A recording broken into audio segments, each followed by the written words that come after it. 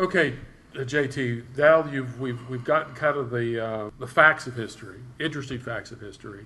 What's the applicational side? How could we take these vignettes of history and make them applicable, toward personal life today? How did Gerald Ford do it? His circumstances. How did he use that, and how did it affect our own nation during his presidency?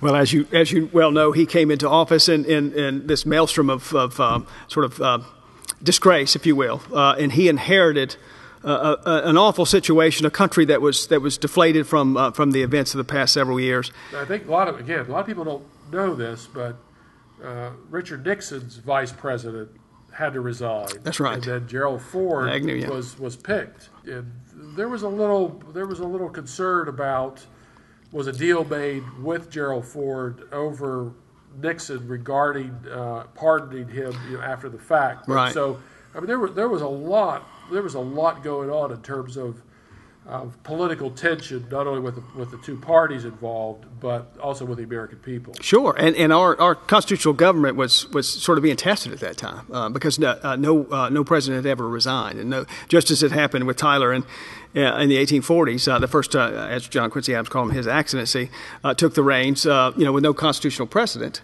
Never had a president resign, especially under such scandal. So he inherited a really difficult situation, and he drew upon his experience on the USS Monterey, putting out those fires under the most extreme circumstances. He's in the middle of a hurricane. They didn't know whether they were going to drown or burn to death because of the inferno that was surrounding them. And so he and two other men put the fires out, and he recalled that and thought about it nearly every day. He later said, as referring to it as the Watergate situation as the burning ship of state. That is to say, right. So he drew upon that metaphor. And it really guided him, and because he was a lonely man. I mean, you remember the famous picture of he and his dog Liberty sitting beside him, and he had his hand on him. It's like that was his only friend in the world. He really felt that way because people were distancing themselves. They didn't know what sort of path history would take. They wanted to be on the right side, so it was a very difficult time. And he drew upon that experience, and that's why it's important to know. I mean, that sort of informed him as to what his capabilities of, what he could withstand, how much he could do for his countrymen.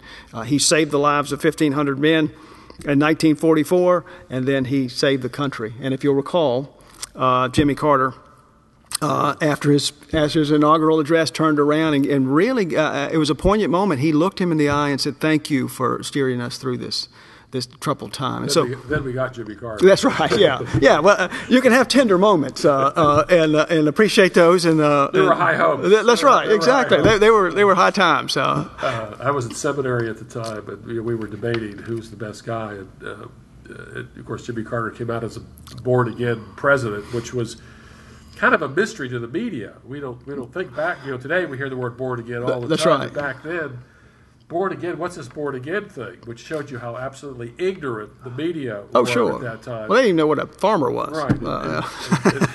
And then Billy Graham had to come out and write a book on being born again. That's right. And of course, Chuck Colson's, Chuck Colson just died this year. That's right.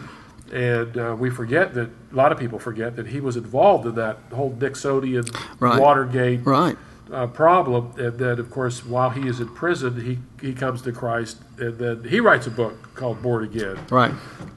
So there's a tremendous amount of history, which I guess has been lost on a lot of people, and generations following that, I suspect that they don't know this history. No, and you just hit upon something that's very important. What happened with sort of the malaise, as Carter described it himself, and the Watergate situation is this sort of pulling a good thing out of a bad thing. In other words, you have to have the bad things occur in order to sort of draw new meaning and new purpose and higher purpose. And so, Chuck Colson's a perfect example of that. And that's what... the impact that Chuck Colson had. Oh, sure, Not just in prison ministry, but worldview issues. He was a great spokesman for the evangelical world. There was a little controversy over evangelicals and Catholics together that he had gotten involved in. But anyway, it's you really do see, here where man saw these things as as kind of furthering their political agenda, but God had a different purpose. That's right. For That's it. right. So anyway, okay. That's right. Okay. How do people find out about you? What's the website they can go to? It's theamericanhistoryguild.com.